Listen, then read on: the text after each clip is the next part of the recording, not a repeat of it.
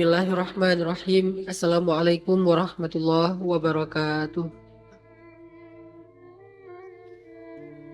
Alhamdulillah, segala puji dan syukur kepada Allah Subhanahu wa taala atas nikmat pagi ini. Allah berikan kita nikmat bisa melaksanakan ibadah qabliyah subuh 2 rakaat, kemudian dilanjutkan dengan sholat subuh berjamaah, dan masih lagi diberikan tambahan nikmat setelahnya dengan duduk di dalam majelis ilmu sambil menunggu waktu syuruk. Semoga kebaikan demi kebaikan yang Allah berikan di dalam pagi kita hari ini bisa kita jaga dan kita dijadikan sebagai orang-orang yang istiqomah di jalan Allah Subhanahu wa taala. Salawat dan salam teruntuk Nabi besar Muhammad Sallallahu Alaihi Wasallam,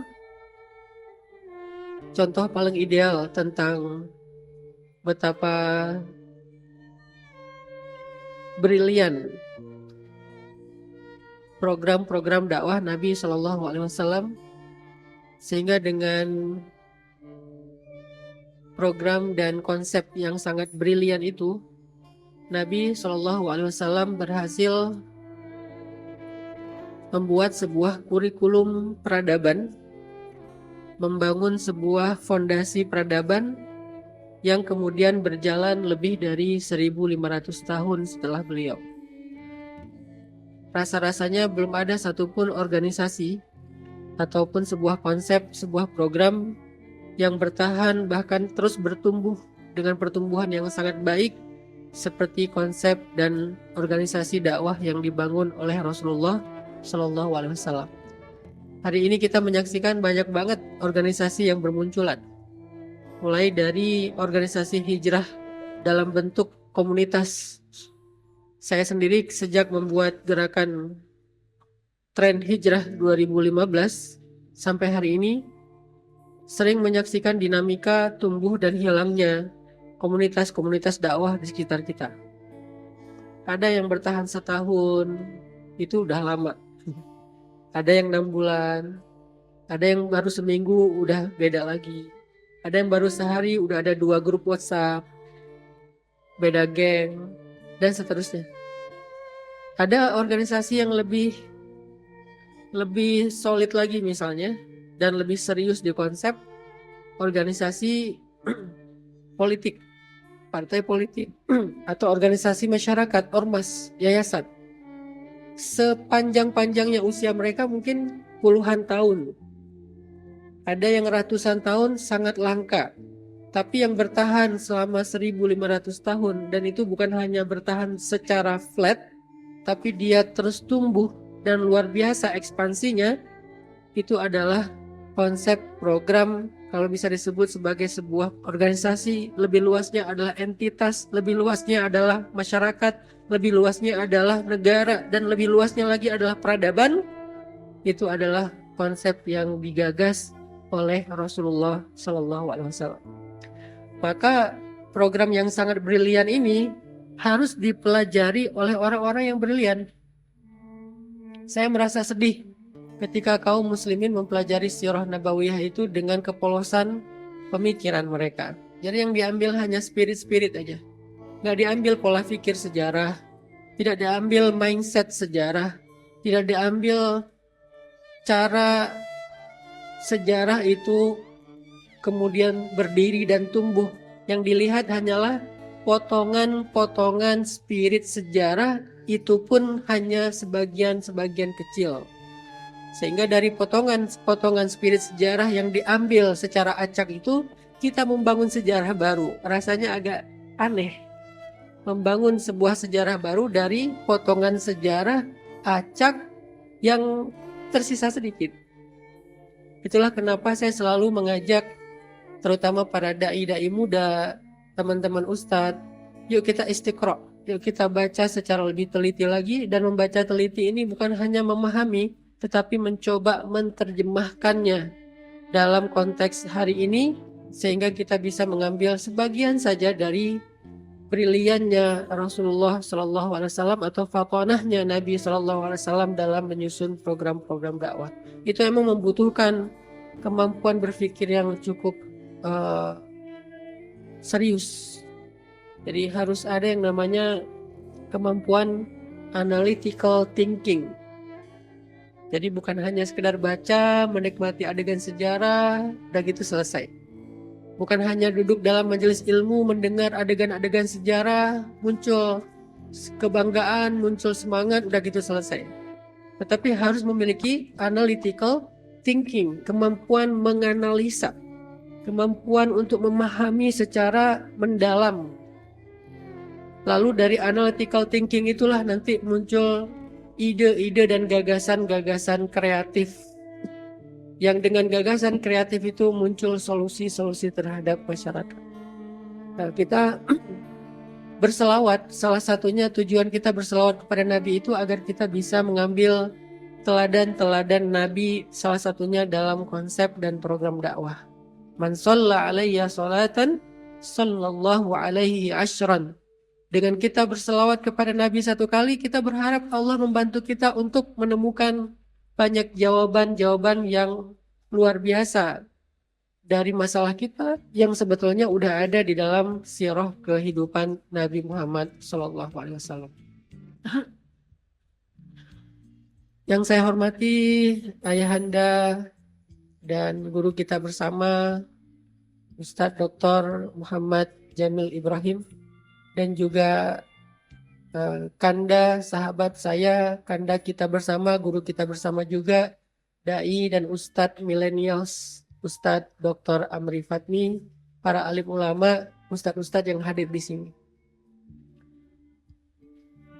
Sebagaimana yang disampaikan Ustadz Amri, bahwa momentum tahun baru Islam 1444 Hijriah ini, kita coba untuk belajar lagi tentang hijrah.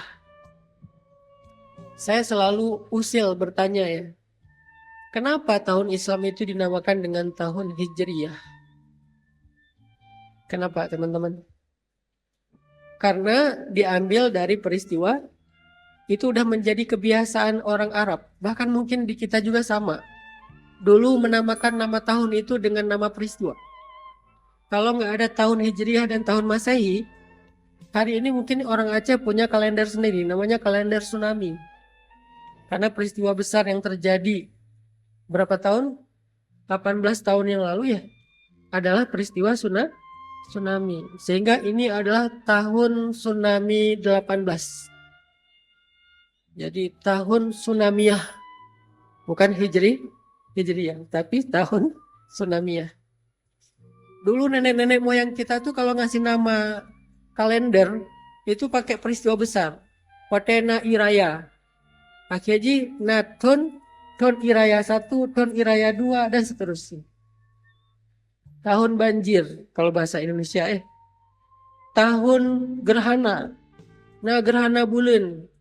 Lenyan tonyo ton 1 gerhana bulan, ton 2 gerhana bulan. Yang cara orang zaman membuat kalender kehidupan mereka dari peristiwa-peristiwa besar. Bahkan sebelum ton Hijriyah, di Arab kayak ditipu istilah ton gajah. Ada tahun gajah. Kenapa dinamakan dengan istilah tahun gajah? Karena ada peristiwa serangan pasukan gajah. Maka dari situlah muncul penamaan tahun Islam yang diambil dari peristiwa besar yang bernama dengan peristiwa hijrah. Pertanyaan usil saya adalah, kenapa yang diambil hijrah? Memangnya peristiwa dalam sejarah Nabi itu yang besar cuma hijrah? Nggak cuma hijrah, banyak. Yang besar juga banyak. Misalnya dimulai dari peristiwa mauludnya Nabi. Kenapa nggak dinamakan aja dengan tahun maulud? Sehingga hijrah itu terjadi pada tahun berapa maulud? Ayo. Hijrah terjadi pada tahun berapa maulud? Kalau pakai nama maulud. 53 maulud. Kan Nabi dapat wahyu usia 40, hijrah di 13 tahun kemudian. 53 maulud. Berarti sekarang 1497 maulud. Kalau mau diambil dari peristiwa lahirnya Nabi. Karena lahirnya Nabi itu peristiwa yang agung. Saking agungnya, salah satu adegan yang luar biasa saat Nabi lahir itu munculnya Najmu Ahmad, bintangnya Nabi, yang gak muncul sepanjang masa kecuali pada malam itu. Muncul satu bintang, dan itu bintangnya Muhammad, bintangnya Ahmad. Gak ada bintang Haran Ataki, yang ada horoskop yang gak boleh kita percaya. Kalau itu bintang beneran, bukan bintang-bintangan. Muncul pada malam itu. Belum lagi kehancuran berhala-berhala, padamnya api di Persia dan seterusnya. Peristiwa yang sangat agung, yang juga layak untuk dijadikan sebagai nama tahun. Atau peristiwa lain, seperti peristiwa Nuzulul Quran. Wahyu pertama ketika Nabi di Gua Hira disebut dengan Bi'sah, pengutusan. Dan itu juga peristiwa yang sangat agung. Saat wahyu pertama turun kepada Nabi, malaikat Jibril itu jaraknya seujung anak panah dengan Nabi, saking dekatnya. Lalu Nabi didekap sama malaikat Jibril, diajarkan Iqra. Nabi turun, kemudian melihat Jibril itu memenuhi cakrawala langit. Seluruhnya adalah Jibril. Lihat ke timur Jibril, ke barat Jibril, dan seterusnya. Peristiwa yang sangat agung. Lalu Nabi turun, sepanjang jalan Nabi dipanggil-panggil. Pas ngelihat gak ada orang, ternyata yang manggil batu, yang manggil kayu. Semuanya ingin berselawat dan menyapa Nabi. Itu peristiwa yang agung. Kenapa gak dinamakan aja dengan Bi'sah 1, Bi'sah 2, dan seterusnya.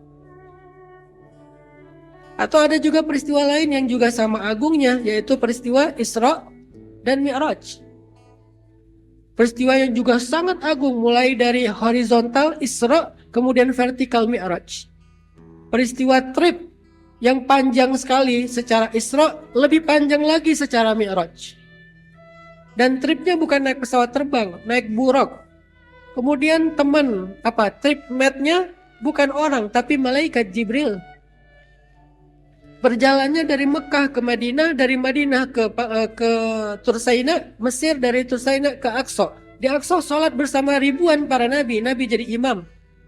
Lalu naik lagi ke langit pertama ketemu malaikat dan para nabi, naik kedua ketemu nabi, langit ketiga sampai langit ketujuh di Baitul Ma'mur bertemu dengan Nabiullah Ibrahim alaihissalam. Ahlan bibnis salih wan nabiyis salih. Selamat datang anakku yang soleh dan nabi yang soleh, kata Nabi Ibrahim. Nabi Ibrahim bersandar di salah satu tiang Baitul Ma'mur. Apa itu Baitul Ma'mur? Ka'bahnya langit. Kalau di bumi Ka'bahnya adalah Masjidil Haram, kalau di langit Ka'bahnya adalah Baitul Ma'mur. Dan Baitul Ma'mur itu tepat di atas Ka'bah bumi. Sehingga kata Nabi, kalau salah satu di antara lantai Baitul Ma'mur itu ada yang jatuh, maka jatuhnya tepat di atas Ka'bah. Tapi ukurannya, berapa luas Baitul Ma'mur? Luasnya Baitul Ma'mur itu setiap hari ada 70.000 malaikat yang masuk ke Baitul Ma'mur dan gak keluar lagi selama-lamanya sampai hari kiamat. Setiap hari masuk dan gak keluar. Bukan masuk keluar ganti yang lain, bukan. Masuk gak keluar. Sejak Allah menciptakan Baitul Ma'mur, Allah juga menciptakan malaikat untuk memakmurkannya. Makanya disebut makmur. Benar-benar makmur. Setiap hari entah udah berapa miliar tahun, setiap hari masuk malaikat 70.000 dan gak keluar lagi sampai hari kiamat. Kebayang gak luasnya Baitul Ma'mur? Dan di salah satu tiang Baitul Ma'mur itu ada Nabiullah Ibrahim sedang bersandar, lalu lalu bertemu dengan Rasulullah dan menyambut Rasulullah SAW. Peristiwa yang agung sampai ke Sidratul Muntaha. Sampai di Sidrah Al-Muntaha, pohon yang penghujung sebagai patok pembatas, maka malaikat Jibril mengatakan, saya tidak bisa mengantarmu lagi ya Rasulullah, silakan lanjutkan sendiri. Ketika Allah membuka salah satu saja di antara hijab-hijab Arasy, tiba-tiba Jibril jatuh tersungkur. Tahu nggak gimana malaikat Jibril itu jatuh tersungkur? Coba nanti teman-teman kalau mau tahu ilustrasinya, ambil sebuah kain yang agak berat, pegang ujungnya begini, lalu lepaskan, maka seperti kain itu jatuh ke tanah. Begitulah kurang lebih gambaran malaikat Jibril jatuh tersungkur ketika Arasy itu terbuka salah satu hijabnya. Padahal Jibril itu disebut dengan Qawiyun Amin atau Quwa, malaikat yang sangat kuat. Malaikat yang sangat Syadidul quwa. Syadid al-quwa. Udah malaikat yang sangat keras dan sangat perkasa. Syadidul quwa jatuhnya itu kayak ujung kain yang kita pegang, tapi kain yang berat ya, bukan kain yang melambai-lambai. Kain yang kalau kita pegang itu beratnya itu bikin dia stabil. Lalu coba lepas, begitulah jatuhnya malaikat Jibril karena takut kepada Allah SWT. Kenapa nggak dinamakan tahun Mi'raj? Mi'raj 1, Mi'raj 2, Mi'raj 3 dan seterusnya. Atau ada lagi peristiwa yang juga penting setelah hijrah selain Mi'raj, peristiwa Badar. Peristiwa Badar juga mengerikan. Itu perang pertama yang kaum muslimin mendapatkan bantuan dari Allah. 1000 malaikat ikut berperang bersama mereka. Bukan nonton, bukan cheerleaders, tapi ikut berperang. Setelah apa? Setelah Nabi dan Abu Bakar beristighosah. Il tastaghithuna rabbakum fastajaba lakum. Ketika kamu istighosah. Apa arti istighosah? Doa yang sangat panjang.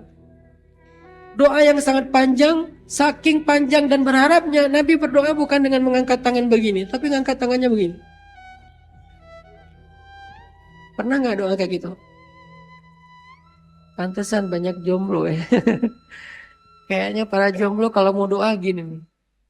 Doa minta rezeki gini, minta jodoh gini. Istighosah. Fastajaba lakum, langsung diistijabah sama Allah dengan menurunkan 1000 malaikat. Gimana malaikat itu turun? Bukan cuma turun, say hello, selfie, pulang, posting. Itu mah kita ikut taklim. Ikut taklim sekarang lebih penting selfie-nya daripada mendengar nasihatnya. Akhirnya desak-desakan, Ustaz foto, posting. Bagus nggak? Ya nggak apa-apa sih. Tapi malaikat itu nggak turun buat selfie. Mereka nggak turun buat sekedar say hello. Mereka nggak turun sekedar jadi cheerleaders. Mereka turun untuk berperang bersama kaum muslimin. Mereka memakai ikat kepala hijau, naik kuda putih, turun menyambar dari langit, naik lagi. Datang lagi gelombang berikutnya, nyamber lagi. Datang lagi gelombang berikutnya, nyamber. Pakai panah. Dan ketika saya baca hadis-hadis tentang busur panah, ternyata malaikat Jibril waktu itu memakai busur yang persis seperti busurnya Nabi SAW. Nabi itu punya busur lebih dari 6. Dan masing-masing busur beliau punya nama. Bentuknya beda, namanya beda, warnanya beda, bahannya beda, berat tarikannya, bondage-nya juga beda. Nah, Nabi mengambil salah satu busur yang dipakai dalam perang Badar dan itu dipakai juga sama malaikat Jibril, sama persis busurnya Jibril dengan busurnya Rasulullah SAW. Sebegitu istimewanya perang Badar. Dan para veteran Badar atau ahlu Badar itu mendapatkan jaminan surga dari Allah Subhanahu wa taala. Kalau mau tahu gimana adegan demi adegan di dalam perang Badar yang dahsyat itu, baca Suratul Badar, surat Badar. Apa surat Badar? Suratul Anfal. Nama lainnya Suratul Badar, surat Badar. Kenapa nggak dinamakan Islam itu kalendernya dengan nama tahun Badar? Atau ada lagi peristiwa yang juga besar adalah Fathu Makkah. Kenapa enggak dinamakan dengan nama tahun Fath? Kenapa hijrah? Ini sebagai bukti bahwa hijrah adalah peristiwa yang sangat istimewa. Saking istimewanya biar kita nggak lupa, pada masa Umar bin Khattab menjadi khalifah, maka diresmikanlah nama tahun Islam dengan nama Hijriyah.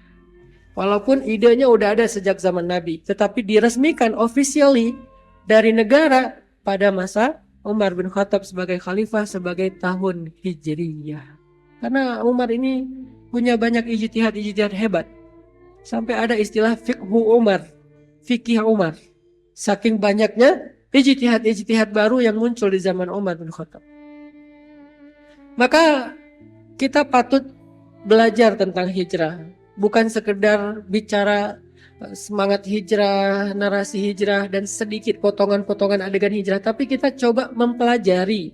Hijrah ini ada pesan apa sih sebegitu istimewanya sampai jadi nama tahun, jadi nama kalender dalam Islam. Ada pesan apa di dalam hijrah? Apa istimewanya hijrah? Sehingga apa yang bisa kita terapkan dalam kehidupan kita dari pesan-pesan hijrah tadi. Harus ada action orientednya. Nggak bisa kita belajar Islam itu cuma sekedar dapat narasi dan teori. Harus ada action orientednya. Apa amaliyahnya? Apa hal aplikatifnya dari pesan hijrah? Saya nggak bilang semangat hijrah, tapi pesan. Karena semangat bisa ditafsirkan sendiri-sendiri. Pesan yang konkret dari hijrah itu apa? Kalau kita mau menelaah, salah satu di antara ayat hijrah yang cukup mudah kita fahami pesan-pesannya itu ada di surat Al-Hasyr ayat 8 dan 9. Nanti teman-teman bisa buka surat 59, surat Al-Hasyr ayat 8 dan 9. Itu pesan tentang hijrah di situ tuh jelas banget. Allah berfirman di dalam ayat ke-8, A'udzubillahi minasyaitonirrajim. Lil fuqara'il muhajirin alladzina ukhriju min diyarihim wa amwalihim الذين أخرجوا من ديارهم وأموالهم يبتغون فضلا من الله ورضوانا وينصرون الله ورسوله أولئك هم الصادقون والذين تبوأوا الدار والإيمان من قبلهم يحبون من هاجر إليهم ولا يجدون في صدورهم حاجة مما أوتوا ويؤثرون على أنفسهم ولو كان بهم خصاصة ومن يوق شح نفسه فأولئك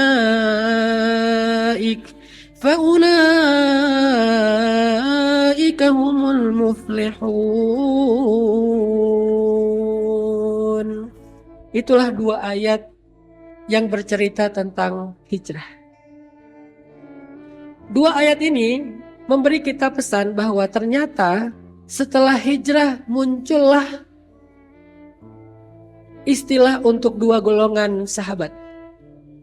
Golongan di ayat ke-8 namanya golongan muhajirin. Dan golongan yang di ayat 9 namanya golongan ansar. Sebelum hijrah nggak ada golongan muhajirin dan tidak ada golongan ansar. Muhajirin itu dulunya adalah kelompok-kelompok yang terpisah. Suku-suku yang sangat banyak. Ada Bani Taim yang paling kecil misalnya dari Abu Bakar As-Siddiq. Ada Bani Khuza'ah, ada Abdul Manaf, ada Hashim, ada banyak kelompok suku. Dan mereka satu dengan yang lain itu saling bersaing secara tidak sehat. Saling bersaing secara tidak sehat. Dan sesekali terjadi pertempuran, peperangan antar suku. Kadang-kadang triggernya masalah sepele. Perang. Ada salah paham dikit, tawuran. Salah paham dikit, rame. Salah paham dikit, bully. Itu terjadi selama ratusan tahun, baik di Mekah maupun di Madinah. Di Madinah sebelum adanya Ansor, belum adanya hijrah, mereka terkelompok-kelompok juga. Yang besarnya ada Aus, ada Khazraj. Nanti ada banyak lagi suku-suku yang lain yang ada di sekitar Hijaz. Dan mereka tidak menjadi golongan yang muhajirin dan ansor. Baru ada muhajirin dan ansor gara-gara peristiwa hijrah. Ini biar kita nanti tarik ke konteks hari ini. Baru muncul golongan muhajirin dari orang-orang Mekah dan ansor dari orang-orang Madinah. Sebetulnya bukan Mekah Madinah sih, tapi yang berhijrah dan yang menerima kedatangan orang yang berhijrah. Bahkan kalau kita pelajari salah satu cabang ilmu Al-Quran namanya Ulumul Quran, maka ayat-ayat Al-Quran pun dikategorikan oleh para ulama dengan dua model ayat. Ada ayat namanya Makkiyah, ada ayat namanya Madaniyah. Sebagian orang Indonesia menerjemahkan Makkiyah itu ayat yang turun di Mekah dan Madaniyah ayat yang turun di Madinah, padahal bukan. Ini bukan ayat tentang di mana dia turun, tetapi kapan dia turun. Sehingga ayat Makkiyah adalah ayat yang turun sebelum hijrah, Dan Madaniyah yang turun setelah hijrah, walaupun turunnya di Mekah, tetapi dia kategorinya Madaniyah karena turunnya setelah hijrah. Ternyata yang menjadi pembeda bukan tempat, tapi peristiwa hijrah. Sebegitu istimewa hijrah ini. Bahkan ketika Nabi bicara tentang hadis yang sangat istimewa dalam Islam, sebagian ulama hadis mengatakan ini disebut dengan ibunya hadis Ummus Sunnah, seperti Ummul Quran. Maka ketika Nabi bicara tentang hadis ini, innamal a'malu binniyat, lalu ketika Nabi menceritakan tentang contoh niat, maka yang diambil adalah hijrah. Faman kanat hijratuhu ilallahi wa rasulih, dan seterusnya. Begitu pentingnya hijrah. Sehingga muncullah dua golongan secara sosial. Itu setelah hijrah muncul istilahnya muhajirin dan muncul istilah ansar. Dan dua golongan ini bukan cuma nama golongan, tetapi dengan keistimewaan mereka, baik secara peran maupun secara kemuliaan di sisi Allah. Maka Allah sebutkan salah satu gambaran mereka di surat At-Taubah. Was-sabiqunal awwalun minal muhajirin wal ansar. وَالَّذِينَ اتَّبَعُوهُمْ بِإِحْسَانٍ. Apa keistimewaan mereka? Satu, radhiyallahu anhum wa radu an. Kemudian yang kedua, wa a'adda lahum jannatin tajri tahtahal anhar. Dijamin masuk surga setelah Allah ridha kepada mereka. Siapa mereka? Muhajirin dan ansar.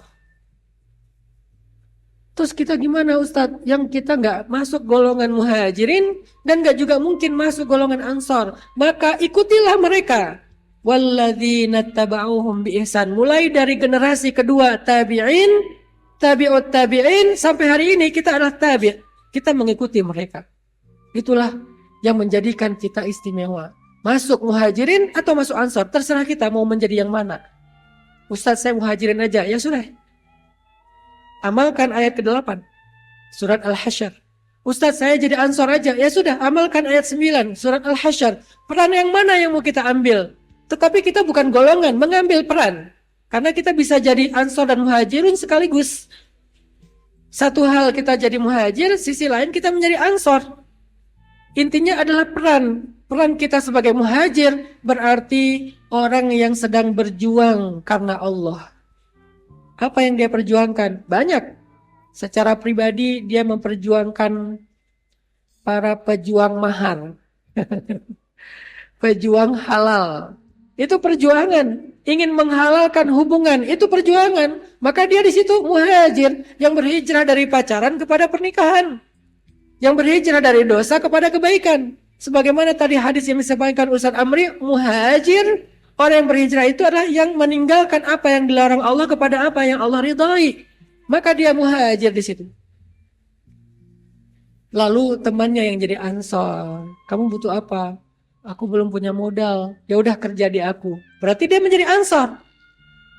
Apa semangat ansar? Kalau muhajir semangatnya adalah berjuang. Walaupun ada tantangan, ujian, kesusahan karena Allah ingin tetap di jalan Allah, itu muhajir. Sedangkan ansar semangatnya apa di sini? Satu, yuhibbuna man hajara ilaihim, mencintai orang yang sedang berhijrah.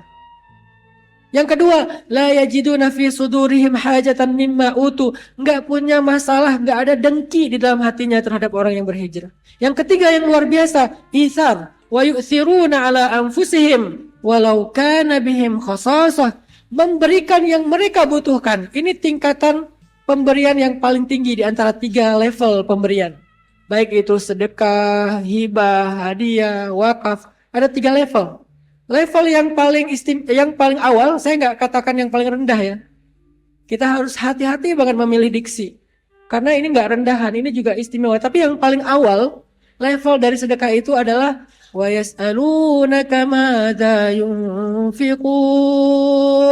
Kata mereka, apa yang bisa kami infakkan? Allah jawab, qulil af, berikanlah yang lebih. Itu level pertama. Memberi yang lebih. Baju lebih gak kepake, ngasih hadiah. Makanan lebih gak kemakan, ngasih ke tetangga. Itu namanya level sedekah yang awal. Ulil af, memberikan yang lebih. Lebih tinggi lagi dikit. Level kedua. Lan tanalul birra hatta tunfiqu mimma tuhibbun. Memberikan yang dicintai, bukan yang lebih nggak kepake. Wah, ini kesukaan saya nih, kasih. Ini makanan enak nih, kasih. Itu lebih tinggi daripada yang kulil af, memberikan yang lebih, yang nggak kepake. Lebih tinggi lagi level ketiga, wa yu'thiruna ala anfusihim walau kana bihim khasasah, mendahulukan memberikan sesuatu yang dibutuhkan sampai dia sendiri kesusahan. Itsar. Barulah itu puncak dari hilangnya rasa kikir.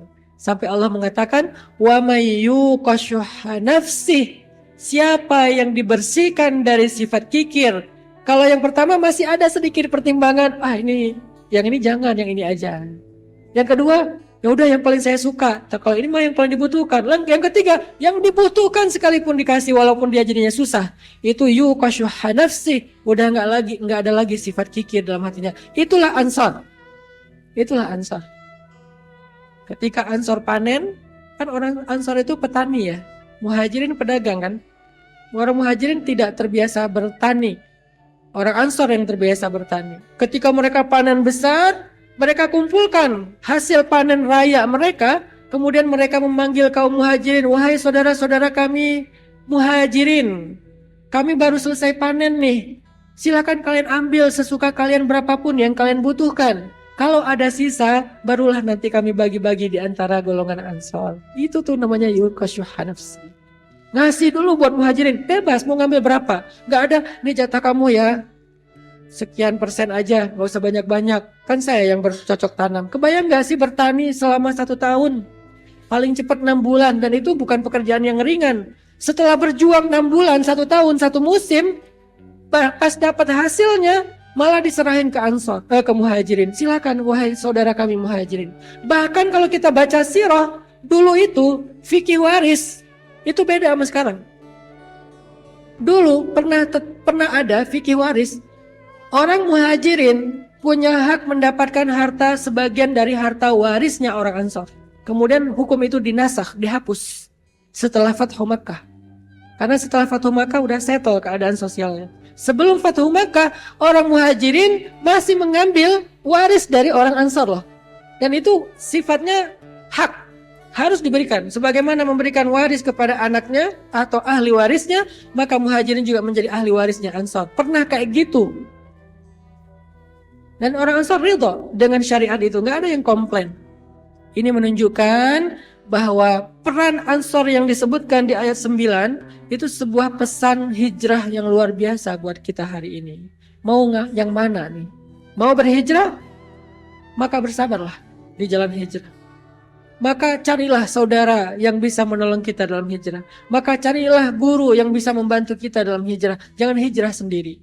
Kalau mau berhijrah, baik hijrah dalam konteks pribadi, hijrah keluarga, hijrah pekerjaan, hijrah kelompok dan komunitas, jangan sendiri. Carilah Ansor. Ansor itu mulai dari tempat, kemudian ulama atau guru, kemudian sahabat ataupun lingkungan, sohbah solihah, bi'ah solihah, itu semuanya Ansor. Dan itu harus mulai kita rapikan hari ini tentang dakwah kita. Dengan konteks dan dengan semangat hijrah tadi, kita perlu merapikan kembali hijrah Indonesia. Dalam konteks anak muda apalagi. Karena banyak banget yang hijrah tapi nggak paham peran Muhajirin dan Ansornya. Semuanya merasa sudah berhijrah tetapi dia tidak tahu bagaimana cara berhijrah. Ada yang pengen jadi Ansor tapi nggak tahu apa yang harus dia lakukan untuk menjadi Ansor. Alhamdulillah, Masjid Oman di bawah bimbingan guru kita, ayahanda kita, Ustadz Dr. Muhammad Jamil Ibrahim, di bawah bimbingan guru kita, kakanda kita, Ustadz Dr. Amri Fatmi, bersama dengan komunitas yang beliau bentuk yaitu Akrab, berkolaborasi dengan Masjid Oman, insya Allah akan menjadi ansor buat anak muda yang berhijrah di Banda Aceh. Bukan hanya narasi tentang ansornya, tetapi programming Karena saya selalu mendefinisikan dakwah buat saya, dakwah itu bukan ceramah. Dakwah itu adalah memprogram perubahan, itulah dakwah. Memprogram perubahan, karena Nabi itu programmer, memprogram perubahan. Step demi step, satu periode demi satu periode, satu kurikulum demi satu kurikulum, sampai jadi sebuah mata kuliah panjang dakwah yang berjilid-jilid luar biasa. Jadi dakwah memprogram perubahan. Apa masalah anak muda di Banda Aceh dan sekitarnya, Aceh Raya dan sampai mungkin seluruh Aceh, bahkan jadi inspirasi seluruh Indonesia? Apa masalah anak muda? Maka harus ada program perubahan kepada kebaikan. Itulah hijrah, shifting. Itu kenapa saya menamakan gerakan pemuda hijrah itu dengan nama shift. Ada proses transisi. Dalam ilmu sosial disebut dengan inisiatif transisional. Harus ada transisinya. Dalam ilmu dakwah dikenal dengan istilah tajdid, pembaharuan. Memperbaiki. Pembaharuan itu bukan hanya baru, tapi ada perbaikan. Islah. Dalam sosial tadi, inisiatif transisional. Harus ada inisiatif yang mau mengambil bagian ini. Apa perubahan switch atau shifting yang terjadi di dalam tubuh segmentasi anak muda? Insya Allah Masjid Oman menyediakan itu secara bertahap. Salah satunya insya Allah akan kita launching di sini yang namanya Healing Corner. Apa itu Healing Corner? Nah, insya Allah nanti Ustadz Amri yang lebih paham, karena ini program beliau, ide beliau, dan bersama teman-teman dari DKM Masjid Oman. Intinya sih Masjid Oman ini harus jadi masjid, apa ya istilahnya ya, miniatur lah ya, model Masjid Nabawi. Bukan cuma dipakai buat sholat, bukan ukuran makmurnya masjid, bukan sekedar rame kemudian pamer berapa kenceleng setiap hari Jumat. Bukan itu ukuran makmurnya masjid, tetapi seberapa besar sosial impactnya masjid itu kepada masyarakat. Mulai dari masyarakat karena jarak maupun masyarakat karena segmentasi, tergantung kebutuhan. Seberapa besar impactnya, sosial impactnya seberapa besar. Itulah makmurnya masjid. Jadi kalau yang datang ke masjid bukan hanya yang sholat, tapi orang lapar datang ke masjid, orang pengangguran datang ke masjid, orang yang pengen belajar karena merasa bodoh datang ke masjid. Itu Masjid Nabawi. Dan Masjid Oman berusaha untuk menjadi seperti itu di bawah bimbingan para ulama kita, ulama senior kita, ulama muda kita, ustadz-ustadz kita. Insya Allah ingin memprogram itu. Sehingga saya mengajak komunitas-komunitas hijrah yang ada di seluruh Banda Aceh, kalian jangan hijrah sendiri. Saya udah kenyang dengan dinamika itu. Dari tahun 2015 saya bikin tren hijrah, udah kenyang saya ngelihat dinamika, muncul komunitas hijrah hilang, ganti lagi karena kelas hilang, muncul lagi yang baru hilang lagi. Itu enggak kayak gitu pola kerjanya. Jangan sendiri, berjamaah lah. Apa syarat berjamaah? Ada imam. Dan siapa yang layak jadi imam dalam program hijrah dan dakwah kita? Ulama yang mengerti tentang dakwah itu sendiri. Bahkan ketika awal saya berakad dengan Masjid Al-Latif, awal munculnya tren hijrah, saya bilang, yang memprogram dakwah masjid itu bukan ketua DKM, karena di sana ketua DKM itu adalah seorang arsitek. Kalau programnya adalah pembangunan, beliau pasti ketuanya, ketua pembangunan, karena arsitek kan. Tapi ini program dakwah, harusnya yang programnya bukan arsitek, tetapi seorang ustadz yang mengerti tentang tasawur haraki, persepsi pergerakan. Saya ada punya pengalaman sedikit, saya bilang, boleh nggak saya dikasih kesempatan? Oh ya Ustadz, saya kasih kesempatan Ustadz 2 tahun, cukup Ustadz, cukup 2 tahun. Apa indikator keberhasilannya? 1, rame dulu, tapi dengan segmentasi anak muda. Anak muda ini spesifik lagi, ring 3, yang tatoan, yang belum berjilbab. Bukan yang sudah berhijab, bukan yang cadaran. Yang cadaran itu bukan karena dakwah saya, emang udah sadar duluan. Ini yang belum berjilbab, yang tatoan. Kasih waktu 2 tahun. Akhirnya dikasih kesempatan sama ketua DKM, ya udah kita sepakat ya Ustadz, kita bermuahadah. Muahadah itu bahasa sekarang MOU. Harus ada MOU, nggak bisa cuma lisan, nggak bisa. Kita harus mulai memperbaiki sistem dan manajemen dakwah kita. Nggak bisa lagi cuma lisan, sama-sama berhusnuzon, yang penting ikhlas segala macam. Nggak kayak gitu cara kerjanya. Ada muahadah. Kalau dulu namanya bukan muahadah, bai'ah. Kalau sekarang mungkin kita lebih ini sedikit lah, muahadah, MOU, bikin kesepakatan, lalu diserahkanlah ke saya 2 tahun. Alhamdulillah dalam 2 tahun itu full, dari yang tadinya 1 baris juga nggak penuh, sampai jalan itu tutup. Jalan apa tuh namanya di depan Masjid Oman? tutup. Untuk apa? Untuk sholat asyarah min awakhir Ramadan, satu malam sekian juz, tutup jalan dari ujung ke ujung, full anak muda, nangis-nangis, doa. Pas malam Lailatul Qadar, malam 27 dan seterusnya, itu salah satunya. Yang salah yang lainnya, program daily-nya, ada program konkretnya. Ada namanya giving every day. Apa itu giving every day? Sedekah setiap hari. Apa bentuk sedekah atau gift-nya? Bukan uang, tapi skill dan juga potensi. Jadi kalau ada anak muda yang misalnya dia jago bahasa Inggris, bikin les bahasa Inggris gratis di masjid. Emang nggak boleh belajar bahasa Inggris di masjid? Boleh, karena sahabat Nabi ada yang menguasai sekian bahasa. Salah satunya bernama Zaid bin Thabit. Zaid bin Thabit itu paham bahasa Ibrani, paham bahasa Suryani, Syam, paham bahasa Ethiopia, paham bahasa Romawi. Banyak bahasa yang dikuasai Zaid bin Thabit loh. Dan tahu nggak berapa lama Zaid bin Thabit menguasai satu bahasa? 17 malam. 17 malam satu bahasa. Kenapa Zaid bin Thabit belajar bahasa? Diminta sama Nabi yang nyuruh Zaid bin Thabit belajar bahasa. Selain menulis Al-Quran, Hafiz, dia belajar bahasa.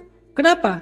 Karena Nabi ingin menjadikan Zaid bin Thabit sebagai terjemah dakwah, penterjemah dakwah. Ketika Nabi kirim surat kepada raja-raja, itu surat itu dikirim dengan dua bahasa. Bahasa Arab dan terjemahannya. Kenapa nggak bahasa Arab diterjemahin sama penerjemah di kerajaan itu? Karena takutnya salah terjemah. Nanti Rob diterjemahkan Tuhan. Padahal rububiyah dengan ketuhanan itu ada kadang-kadang beda persepsi, beda terjemahan pula. Jadi nggak bisa diterjemahkan oleh mereka, harus diterjemahkan oleh dari dakwah itu sendiri. Maka Zaid bin Thabit menerjemahkan, wahai Raja Fulan, masuk Islam maka kamu akan selamat dengan bahasa yang santun. Saya pernah baca tentang perang intelijen ya antara Turki dengan Rusia. Ketika dulu ada pesawat tempur Rusia yang ditembak sama tentara Turki gara-gara lewat perbatasan udaranya Turki. Kata Erdogan, jangankan pesawat tempur, satu ekor nyamuk lewat di perbatasan udaranya Turki akan kami jatuhkan. Nyamuk asing aja kami jatuhkan, apalagi pesawat tempur. Itu kan Erdogan gitu kan. Akhirnya rame tuh Rusia sama Turki, rame antara Erdogan sama Putin. Putin marah. Tahu nggak gimana menyelesaikan konflik yang hampir berujung dengan konflik militer waktu itu? Ternyata di situ ada pendekatan intelijen. Saya baca tuh panjang banget kisahnya, dan itu dilakukan selama 1 bulan pendekatan intelijen. Ternyata setelah melalui berbagai macam lika-liku pendekatan intelijen antara Turki dengan Rusia, mempertemukan Erdogan dengan Putin, ada satu diksi, satu kata yang membuat Putin gak bisa memaafkan Erdogan. Kalau nggak menggunakan kata itu, apa katanya? Erdogan mengaku bersalah dan meminta maaf. Itu ada bahasa Rusia, karena saya nggak hafal, jadi saya nggak bisa menyebutkan diksinya. Tapi dalam buku itu dijelasin, tim ahli bahasa Rusia yang ada di Turki, tim ahli-ahli bahasa, itu mencari sinonim apa yang tepat, sehingga Erdogan tidak perlu merasa meminta maaf, tetapi bagi orang Rusia itu udah mewakili permintaan maaf. Kayak gitu aja panjang banget loh. Dan itu penting dalam sebuah diplomasi dan intelijen. Sampai akhirnya ahli bahasa Turki menemukan satu diksi yang mengandung dalam bahasa Rusia, yang mengandung kata di mana seolah-olah itu ada permintaan maaf tetapi izzah, mulia gitu, bukan minta maaf karena mengaku bersalah. Maka dipertemukanlah Erdogan dengan Putin di sebuah konferensi yang terjadi kalau nggak salah di Azerbaijan. Itu juga proses pesawat Erdogan sampai ke Azerbaijan itu luar biasa, istilahnya ketegangan intelijen yang luar biasa, sampai ketemu, ditandatanganlah surat itu. Sejak itu udah jadi sahabatan lagi antara Ankara dengan Moskow. Itu tuh penting teman-teman. Jadi nggak sesederhana yang kita bayangin. Oh, belajar bahasa Inggris buat apa sih? Udahlah di kursus aja. Enggak, di masjid. Masjid itu menyediakan, makanya ada yang latihan bahasa Inggris, ada yang latihan sains, matematika atau apa, ada yang latihan belajar kayak misalnya multimedia, ngedit video, konten kreator, copywriting. Itu kan skill-skill yang sangat dibutuhin untuk dakwah masa depan ya. Kenapa sih sekarang tuh perusahaan-perusahaan kapitalis atau yang murni bisnis, corporate bisnis, itu serius banget loh. Mereka bikin semacam assessment. Assessment itu semacam proses rekrutmen bakat-bakat potensi anak muda. Pak Sandiaga Uno sekarang bikin sebuah proses assessment dan mengumpulkan potensi anak muda. Kemudian ada siapa? Bosman ya, Mardigu juga bikin. Sekarang Raffi Ahmad juga bikin. Pak Erick Thohir juga bikin. Semua orang-orang yang punya misi korporasi, mereka serius membuat assessment dalam program mereka sehingga mereka bisa menggrab potensi-potensi hebatnya anak muda. Ini content creator, ini copywriting. Copywriter itu penting banget sekarang. Orang dakwah kita kurang copywriter, untuk bikin judul aja susah. Lalu mendeskripsikan judul dalam sebuah caption ataupun kalimat itu susah. Jurnalis nggak ada di dakwah sehingga kita nggak bisa menguasai opini publik. Yang bikin jurnal, yang bikin kolom tentang sebuah event dakwah itu orang lain. Sehingga kita dibully di sosial media ataupun di media-media mainstream. Kenapa? Karena di masjid tidak ada pelatihan itu. Nggak ada kaderisasi itu. Kita hanya ngaji tahsin doang. Walaupun itu baik, tetapi terbatas sekali. Akhirnya ada latihan copywriting. Dan ternyata belajar copywriting itu luar biasa. Saya merasa beruntung ya, waktu masih SMA dulu senang sastra. Sehingga buat saya tuh pemilihan diksi itu bagian dari ketelitian dalam bahasa dan kita kepake banget dalam dakwah. Lalu ketika saya berdakwah ke anak muda, bekas-bekas belajar sastra dulu senang nulis puisi, novel, cerpen, itu berbekas loh dalam tajdidul mustalahat namanya, pembaharuan istilah dalam dakwah. Berbekas banget, muncul istilah ini, muncul istilah itu tuh copywriting. Itu penting dalam dakwah, orang-orang copywriting. Content creator apalagi, editor apalagi, fotografer, videografer apalagi, IT, wah lebih ngeri lagi yang bikin platform. Mereka yang bikin platform dakwah secara digital. Programmer apalagi, ini makin ke atas kan? Dari mulai yang paling details sampai ke kalau kita lihat secara helikopter view, wah makin banyak banget kebutuhan dakwah itu disediakan di masjid sehingga baru bisa eksis dakwah itu. Belum lagi orang-orang yang litbang, orang-orang riset, bukan ngeriset siapa bakal pemenang pemilu. Mereka aja serius loh, dari sekarang udah bikin banyak riset kan? Bikin semacam survei ini itu segala macam. Ada nggak dakwah melakukan itu?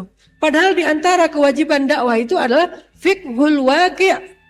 Kata para ulama dakwah, baik di Qatar, di Mesir, di Arab Saudi sekalipun yang dakwahnya mungkin sedikit lebih saklek, seperti Syekh Utsaimin, Syekh Bin Baz, yang sebelumnya Albani misalnya, yang dakwahnya saklek aja nih, nggak usah tanya Qatar dan Mesir ya, yang dakwahnya lebih komprehensif.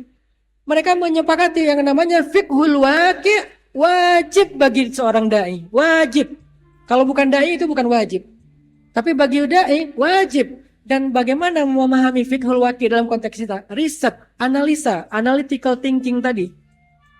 Udah mengeriset belum kebutuhan anak muda di Aceh itu apa? Udah riset belum? Orang Aceh itu masalah paling krusial itu apa? Di list.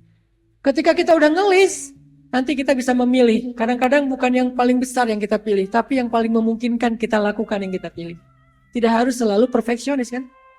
Tapi kita ngelis dulu. Segmentasinya jelas, terus indikatornya jelas, goalsnya jelas, metodologinya jelas. Harus metodik. Gak bisa kita berdakwah secara instan tanpa metodologi. Harus metodik. Apa metode dakwah kita? Gimana konsep dakwah kita? Oh, gak bisa dijelasin. Jelasin dong. Karena sebuah perusahaan itu mereka udah punya itu kayak blueprintnya, udah punya mereka sebuah SOP-nya itu udah punya. Kenapa kita kalau mau benchmark dengan perusahaan-perusahaan korporat itu kita kalah dakwah? Contohnya gini, Pemuda Hijrah lahir 2015 secara organisasi dan tren. Di tahun yang sama, Gojek juga lahir secara aplikasi. Gojek sebelum aplikasi itu udah ada dari 2008, tapi aplikasinya muncul 2015. Berarti Pemuda Hijrah dengan Gojek itu lahir di tahun yang sama, 2015. Tapi hari ini Gojek ada di mana dan Pemuda Hijrah ada di mana? Jauh kita ketinggalan. Setelah saya evaluasi, kenapa kok kita ketinggalan dengan korporat yang bernama Gojek aja misalnya. Ketika saya nginep di salah satu hotel di Jakarta, saya ngelihat sebuah tower, di atas tulisannya Tokopedia. Towernya lebih tinggi daripada Mandiri. Tawarnya lebih tinggi daripada Mabes Polri. Tawarnya lebih tinggi dari perusahaan-perusahaan yang udah puluhan tahun. Kok bisa perusahaan yang berusia sekian tahun udah langsung punya tower yang tinggi di Jakarta? Tokped, Shopee, atau Gojek. Kok bisa corporate ini tumbuhnya itu ngeri banget, growingnya bagus. Kok bisa? Tadi mereka itu tersistem, terkonsep, punya SOP, punya blueprint, punya portofolio, punya ini dan seterusnya. Sistemnya itu rapi. Dakwah nggak ada, buku itu nggak ada. Jadi bikin komunitas dakwah, ditanya nih konsepnya apa? Oh, kita lagi bangun, tapi nggak jadi-jadi. Mana konsepnya? Sodorkan dan rekam itu dalam bentuk dokumentasi teks. Jadi paperworknya itu harus ada gitu, sehingga nanti bisa didelegasikan, bisa dikaderisasikan, bisa diestafetkan kepada generasi berikutnya. Harus ada kurikulumnya, dan itu insya Allah dilakukan di Masjid Auman. Terprogram. Mudah-mudahan semua kita bisa join bersama di dalam program ini bersama Ustadz Amri. Dan sekali lagi saya mengajak anak muda Aceh yang udah melek dengan dakwah hijrah. Karena saya yakin yang sholat subuh ini orang-orang penggerak dakwah, bukan orang biasa. Saya ngajak, yuk gabung deh. Jangan terlalu, saya nggak berani judging dengan mengatakan ego. Tapi ada agak-agak sedikit kayak gitu. Kita kayak, nama saya nanti nggak muncul gimana?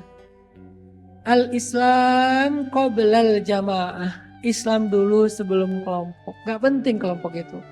Dan gak harus juga viral di bumi kan. Yang penting viral di langit. Kalau Allah takdirkan viral ya mungkin itu amanah. Gak enak loh viral tuh. Saya udah ngerasain. Gak enak jadi selebgram. Kalau saya boleh memilih, saya gak mau jadi selebgram. Saya pengen pensiun aja dari Instagram. Tapi saya lagi mencanangkan mungkin 5 tahun lagi saya pensiun. Saya wakafin aja tuh akun buat nama yang lain. Kenapa? Gak enak. Lagi enak-enak makan, Ustaz foto dulu. Gak nyaman, gak ada privasi. Udah gak usah jadi selebgram deh. Gak usah bercerita. Enaknya jadi JJ. JJ aja udah pensiun sekarang juga. Capek. Baru sehari dia jadi artis kan udah kerasa capek kan. Wah heboh dengan SOP, dengan apa dan seterusnya, dengan LO apa. Gak enak. Jadi kalian tuh gak usah mungkin. Nanti kalau saya gak dikenal, kalau gak ada yang mention, gak usah bersedih.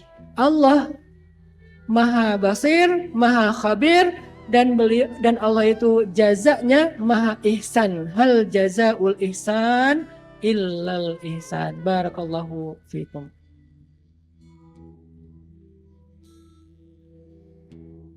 Masya Allah, luar biasa. Curhat Ustadz Hanan sebenarnya, dari konsep dakwah beliau sampai pengalaman beliau sampai mau pensiun. Jadi ya, dari Instagram ya. Nah, kawan-kawan muda dan sahabat-sahabat semuanya, kita ucapkan terima kasih atas ulasan yang panjang lebar daripada Ustadz Hanan. Sekarang masuk pada sesi curhat kawan-kawan. Bagi yang mau langsung di sini, saya berikan 2 orang kesempatan. Siapkan ininya.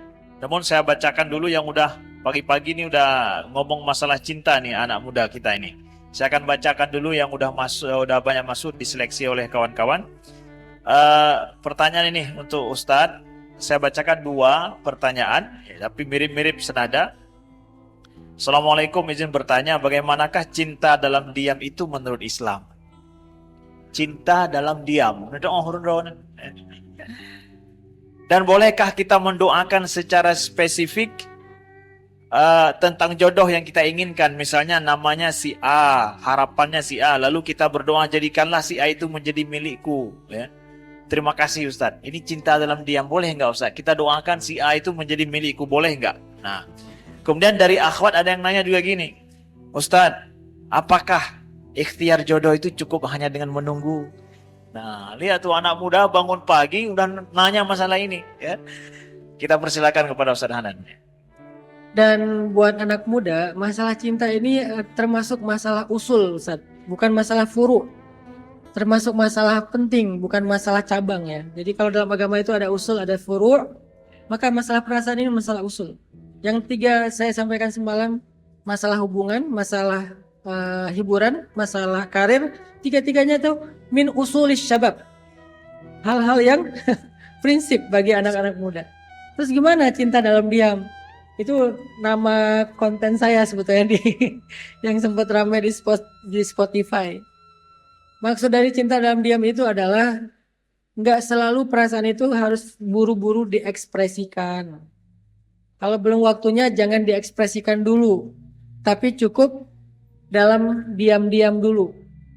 Maka cinta dalam diam itu sebetulnya adalah bagaimana cara kita untuk menjaga diri, jangan terlalu ekspresif, jangan terlalu caper. Lalu dalam diam itu kita bukan pasif, kita meminta kepada pemilik hati, Allah Subhanahu Wa Taala. Pertanyaannya, boleh pakai nama nggak? Boleh, ada dalilnya ada. Dulu di zaman sahabat dan tabiin, ada 4 anak muda yang lagi tawaf. Kemudian salah satu di antara mereka mengatakan, sal tu'tah. Yuk kita berdoa, Allah akan kabulkan, apalagi depan Ka'bah. Salah satu di antara mereka berdoa dengan nama ya. Ya Allah, nikahkan saya dengan Sukainah. Orang Irak, seorang perempuan, kalau bahasa sekarang selebgram ya. Selebgram yang banyak disukai orang, cantik, namanya Sukainah. Ya Allah, nikahkanlah saya dengan Fulan, Sukainah underscore apa gitu ya. Saya lupa underscore-nya siapa. Dan selang setahun kemudian dia menikah dengan Sukainah. Keajaiban. Itu juga yang saya lakukan. Walaupun saya bukan tipe istri saya, kata istri saya ada 5 hal yang saya bilang semoga nggak ada di suami saya. Semuanya ada di saya. 5-5-nya ada di, yang dia hindari semuanya ada di saya. 1, dia takut orang Sumatera katanya terlalu to the point. 2, nggak mau yang jenggotan. 3, nggak mau yang eksotis, agak-agak hitam manis. 4, nggak mau ustadz. 5, nggak mau yang lebih muda. 5-5-nya ada di saya. Pas dia udah nikah, saya tanya, kamu kenapa nikah sama aku? Karena menghindar. 5 itu ternyata 5-5-nya ada di kamu. Tapi kok nggak bisa menghindar? Tahu nggak kenapa? Kenapa? Aku sebut nama kamu dalam doa aku. Sebut namanya. Ustadz kalau nggak tahu namanya gimana? Sebut akunnya. Emang bisa? Nih bentar. Saya kalau ngomong gini walaupun canda itu ada dalilnya loh. Emang ada dalil akun. Akun zaman sekarang dulu namanya bukan akun. Kunyah. Beda dikit. Kalau sekarang akun, kalau dulu kunyah. Cocokologi. Kunyah, apa itu kunyah? Gelar, sebutan, nama panggilan, itu kunyah. Kalau sekarang nama panggilan di sosial media disebut akun. Dulu sahabat kan punya kunyah kan? Nama asli, nama panggilan. Begitu juga kita sekarang, nama asli, nama akun. Hanan Ataki itu kunyah. Gak usah dikasih tahu nama aslinya, udah ganti buku sekarang. Pokoknya ujungnya ada AR-nya lah. Iya. Intinya boleh sebut nama aslinya, sebut nama julukan atau kunyahnya yang sekarang namanya disebut dengan akun. Gitu Ustaz. Barakallahu fikum. Jadi apakah harus nunggu jodoh ikhtiarnya cukup nunggu saja itu kalau Karena dia ceweknya? perempuan, maka dia meminta kepada Allah, karena perempuan beda sama cowok. Cowok itu mengejar, perempuan itu menunggu. Jangan perempuan pula yang ngejar gitu kan. Cara perempuan mengejar, kejarnya di langit. Laki-laki kejar langit dan bumi. Emang kita bebannya double sih. Itu konsekuensi dari cowok. Langit dikejar, bumi dikejar. Cewek, dia nunggu aja. Dan insya Allah gak akan ada yang salah datang kalau kita mengandalkan langit. Insya Allah. Amin ya rabbal alamin. Mudah-mudahan dipertemukan antara yang mengejar dan yang menunggu insyaallah ya. Amin. Selanjutnya ada yang ingin bertanya di sini langsung, curhat langsung sama Ustaz Hanan. Masalahnya nggak berani. Sepertinya di semuanya. Masjid Oman juga udah harus ada program itu Ustaz. Iya. Program apa ya? Kayak Apa yang Mak Comblang Fisabilillah ya. biru jodoh gitu ya. Mak Comblang Syariah lah ya. Ya, insyaallah. Biar nggak pacaran tapi insya Allah berkah. Baik, kalau nggak ada yang berani di sini, saya akan bacakan lagi yang ada di sini yang sudah masuk ke kami dari semalam. Ustadz, bagaimana caranya kita bisa konsisten menerima segala takdir Allah, walaupun itu sulit adanya. Juga konsisten dalam kita berhijrah. Konsisten dalam menerima takdir itu sederhana konsepnya. Husnuzon kepada Allah. Bagaimana cara husnuzon kepada Allah? Saya selalu ngulang-ulang ayat 216 Al-Baqarah itu. وَعَسَىٰ أَن تَكْرَهُوا شَيْئًا وَهُوَ خَيْرٌ لَكُمْ وَعَسَىٰ أَن تُحِبُّوا شَيْئًا وَهُوَ شَرٌّ لَكُمْ وَاللَّهُ يَعْلَمُ وَأَنْتُمْ لَا تَعْلَمُونَ. Bisa jadi kalian membenci sesuatu padahal itu baik untuk kalian. Bisa jadi kalian menyukai sesuatu padahal itu buruk untuk kalian. Dan Allah lebih tahu sedangkan kalian tidak tahu. Udah amalin aja ayat itu. Sehingga kalau kita mengamalkan ayat itu, apapun yang terjadi dalam hidup kita, kita katakan satu kalimat, la'allahu khair. Semoga jadi kebaikan. Kalau kita udah bilang la'allahu khair dengan hati, maka berlakulah hadis, ana inda dhanni abdi bi. Aku tergantung prasangka hambaku kepadaku. Udah khair insya Allah. Itu cara biar kita ridho, menerima dengan ketentuan Allah Subhanahu wa taala. Pelajari dan tadaburi Al-Baqarah 216 dengan kalimat la'allahu khair, semoga ada kebaikan. Ada yang mau lagi di sini langsung? Ya silakan. Aldi. Masih? Nggak ada.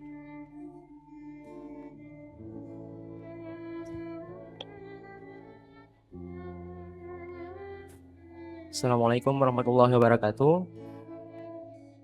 Jadi kita berbicara tentang ini maraknya pacaran di kalangan pemuda.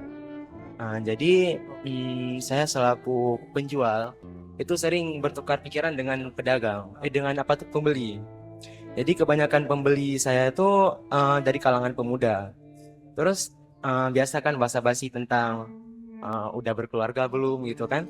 Nah, jadi ketika sedang menginstal HP, terkadang masuk chat dari dari pasangannya gitu kan. Nah, jadi saya tanya, ini belum nikah? Belum. Alasannya apa? Mahar katanya itu. Padahal posisi pemuda sekarang itu kebanyakan sudah bekerja, tetapi yang menghalangi mereka untuk menikah itu adalah mahar yang tinggi. Terlebih kalau Aceh kan sekarang pakai mayam ya dia kan. Kalau Aceh mayam. Jadi terkadang dilema pemuda laki-laki itu untuk menikah itu bukan karena kemampuan mereka belum mampu bekerja, tetapi kemampuan mereka untuk mencukupi mahar dari yang disediakan oleh calon mertuanya gitu. Jadi menurut Ustadz nih, ketika ada laki-laki yang dia hendak berhijrah status lah kita bilang, berhijrah status tapi belum mencukupi mahar, sedangkan kategorinya sudah dikategorikan wajib menikah. Mungkin dari segi syahwatnya, tapi kemampuannya sudah mampu untuk mencukupinya. Itu solusi Ustadz bagi kalangan pemuda seperti itu bagaimana? Sekian, Assalamualaikum warahmatullahi wabarakatuh. Waalaikumsalam warahmatullahi wabarakatuh. Pertanyaannya tentang kalau maharnya tinggi, kita pengen nikah gimana? Satu, ini buat cowok kan, karena masalahnya mahar kan. Jangan mudah mengeluh. Karena saya melihat banyak dari kita itu bicara tentang tingginya mahar bukan karena gak mampu, tapi terbiasa mengeluh. Cowok itu jangan banyak ngeluh. Berapa maharnya, Dek? 100 mayam, Bang. Berapa 100 mayam tuh? Hah? 300 juta? Oke. Berapa, Dek? 100 mayam, Bang. Siap, bismillah. Gitu cowok tuh, jangan dek mahar-mahar aja udah tawar. Hai, baru mau nikah aja, bab mahar aja udah komplain, udah ngeluh, udah pesimis. Gimana mau nikah yang perjalanannya panjang? Udah cowok tuh nggak ada yang kayak gitu-gitu. Berapa? 1000 mah? Berapa? 1000 mah? Kenapa? Iya kunu fuqara asa yughniyahumullah. Jadi mindset dulu yang kita bangun. Nggak ada yang mahal buat Allah, mahal buat kita. Buat Allah itu murah, Allah itu ghaniyun, maha kaya. Kenapa kita memposisikan diri sebagai hamba dari Rabb yang seolah-olah miskin? Nasihat buat perempuan nanti aja. Saya udah sering ngomong nasihat tentang hadis yang mudah, yang murah dan seterusnya. Tapi ini membuat laki-laki jadi nggak tough lagi. Harusnya cowok itu, rajul dalam konteks bahasa Arab, rajul itu ada satu yang spesifik. Apa? Dia itu punya kuwah. Ar-rijalu qawwamuna 'alan nisa' bima faddalallahu ba'dahum 'ala ba'd. Qawwam. Tegak, optimis, semangat, qawwam. Kenapa? Dia punya faddalallahu ba'dahum 'ala ba'd. Dia punya fadilah. Apa fadilahnya? Kuwah. Kuwah apa? Kuwatut tahammul. Kuat mengangkat beban, itulah cowok. Makin besar kekuatannya mengangkat beban, makin cowok sejati itu dia. Jadi kalau ngobrol sama teman-teman, lo mahar lo berapa sih, dia minta 10 mayam. Kalau yang itu 20 mayam, itu lebih cowok daripada yang ini. Karena semakin besar beban yang dia angkat, semakin kesatria dia itu. Karena rajul atau rijal itu punya kuat tahammul. Tahammul itu mengangkat beban. Sehingga kita tuh harus merasa kalau ada beban buat kita tuh kayak cowok kan kalau ngangkat beban kan hobi kan? Hobi kan ngangkat beban, fitness, makin nambah beban dia makin semangat. Kenapa beban hidup malah minta yang ringan? Bukankah beban fitness kita minta yang lebih berat supaya membentuk diri kita, membentuk tubuh kita lebih sehat? Kenapa giliran beban hidup minta yang ringan? Enggak. Saya pengen merubah mindset. Ambil. Berapa dia minta? Ambil. Bismillah. Dengan nama Allah. Kenapa? Saya rajul. Bismillah bisa. Optimis deh. Dan saya juga nikahnya dulu modalnya optimis saya Ustadz Amri. Emang saya punya. Calon istri saya emang nggak minta gede. Tapi buat saya itu gede. Ditambah lagi merantau. Bapak saya tukang pangkas. Ibu saya ibu rumah tangga. Nggak bisa ngandalin orang tua. 2 kali saya nikah. Ini jangan direkam. Dua-duanya itu nggak ada modal. Udah lama, bukan karena viral baru nikah, enggak. Sebelum ada sosial media juga udah nikah. Jadi 2 beban buat saya itu nggak masalah. Kasih aja beban. Bismillah. Cowok itu harus kuat ngangkat beban.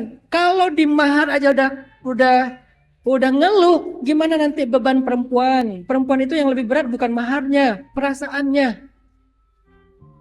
Kalau kalian nggak siap dengan mahar, kalian nggak akan siap mengangkat beban perasaan mereka. Yakin saya.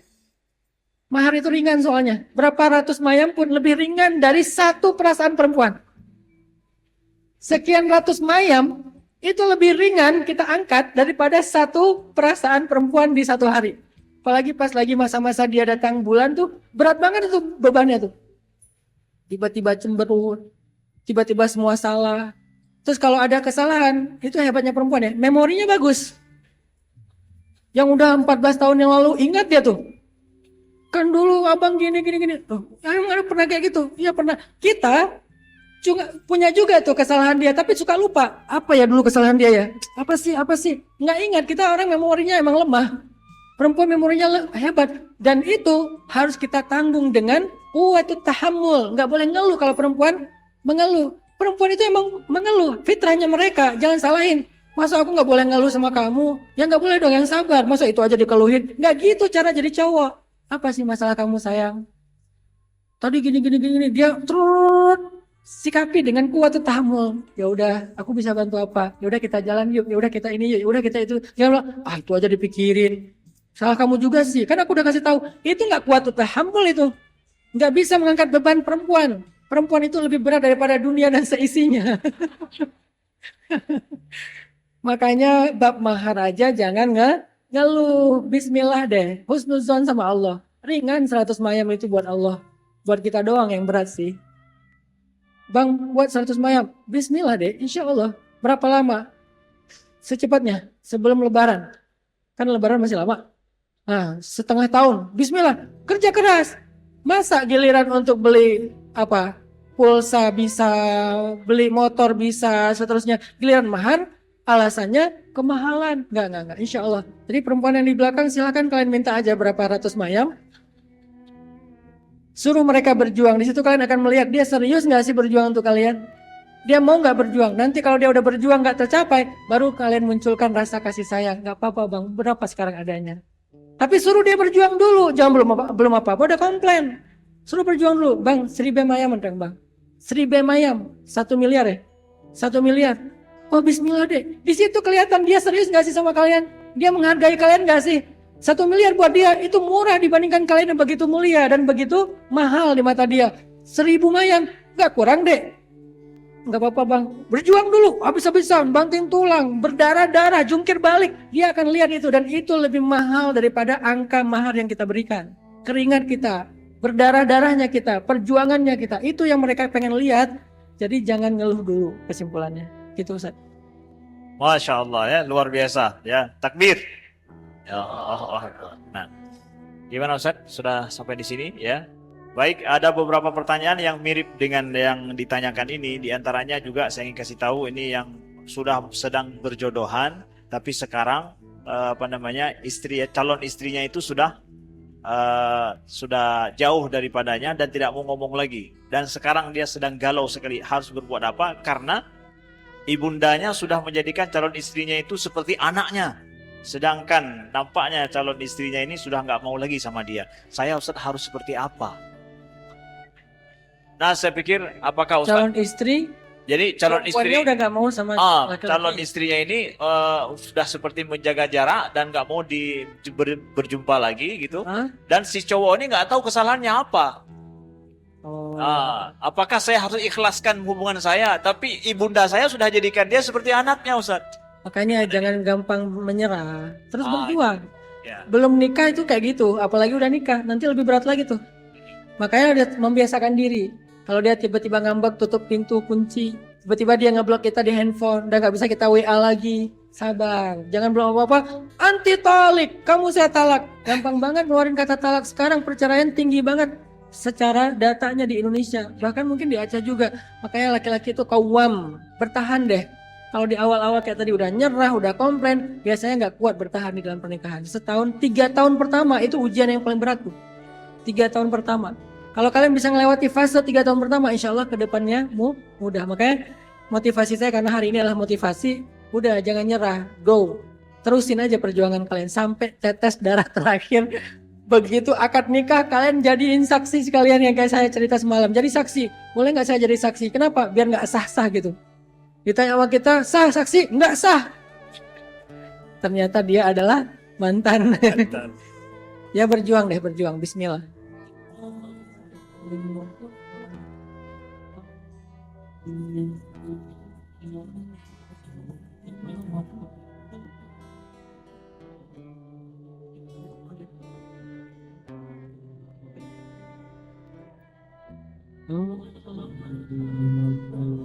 Orang nggak bakalan kecewa kalau bersandar kepada Allah. Itu nggak bakalan. Bahkan kita bisa bilang mustahil. Mustahil seseorang itu kecewa gara-gara berpegang, bersandar, menyerahkan dirinya kepada Allah. Itu mustahil. Bukan seperti itu sunnatullah. Karena siapapun yang berserah diri kepada Allah, maka dia telah berpegang kepada tali yang paling kokoh. Wa man yuslim wajhahu ila Allah wa man yuslim wajhahu ila Allah wa huwa muhsin faqad istamsaka bil urwatil wuthqa wa ila Allah aqibatul umur. Siapa yang menyerahkan dirinya kepada Allah dan dia senantiasa berbuat baik, maka sesungguhnya dia telah berpegang kepada tali yang paling kokoh dan kepada Allah segala urusan dikembalikan. Jadi nggak ada orang yang kecewa kalau dia berpegang kepada Allah. Masalah apapun, masalah rezeki, masalah jodoh, terutama yang kedua. Kalau kita bergantung kepada Allah dalam urusan jodoh, maka insya Allah kita nggak akan kecewa. Mak comblang yang paling baik itu adalah Allah. Kalau mak comblangnya Ustadz, kadang-kadang ngecewain. Ustadz, ini CV saya. Oh ya, kriteria yang kamu cari seperti apa? Saya emang gak susah-susah Ustadz, standar-standar aja. Ya standar yang gimana? Yang tingginya 180, yang kulitnya bening, sampai kalau minum kelihatan airnya ngalir gitu. Transparan. Kemudian yang hidungnya seperti pedang, yang matanya seperti bidadari. Tahu mata bidadari? Besar dan sayu, tapi nggak gelok. Nah ini kriterianya. Terus kata Ustadz, kalau yang kayak gitu Ustadz juga mau gitu ya. Akhirnya pas ketemu Ustadznya duluan yang ta'arufan. Ini kalau mak comblangnya manusia. Tapi kalau mak comblangnya Allah jauh lebih meyakinkan dan gak bakalan kecewa. Dengan kriteria apapun, wa huwa ala kulli syai'in qadir. Dan kalau Allah menjanjikan yang baik akan ketemu dengan baik, pasti innahu la yukhliful mi'ad. Allah tidak pernah mengingkari janjinya. Masalah apapun kita harus mengandalkan Allah. Coba deh, selalu ngandelin Allah. Bahasa gampangnya gini, udah tenang aja, ada Allah. Itu. Dan kalau kita sudah melibatkan Allah, La yudayyi'akallahu idzan. Itu pasti. Allah nggak bakalan ngecewain kamu. Kalau udah ngandalin Allah, ini gimana nih? Udah, tenang aja, ada Allah. Allah tidak akan mengecewakan. Salah satu kalimat udah tenang aja ada Allah adalah la tahzan, innallaha ma'ana. Kalau kita ada teman lagi galau gitu, terus kita bilang, la tahzan, innallaha ma'ana. Kalau bahasa kita, woles bro, tenang aja ada Allah. Santai bro, karena ada Allah. Itu bahasa Arabnya la tahzan, innallaha ma'ana. Andalin Allah dalam masalah kita. Ada masalah apapun, serahin aja sama Allah. Bismillah, la haula wala quwata illa billah. Bahkan kadang-kadang hanya dengan berzikir la haula wala quwata illa billah, Allah kasih keajaiban yang luar biasa. Karena setelah seseorang bersandar kepada Allah, la yudayya'anallahu idzan. Pasti Allah nggak akan ngecewain. Pasti Allah nggak akan ngecewain.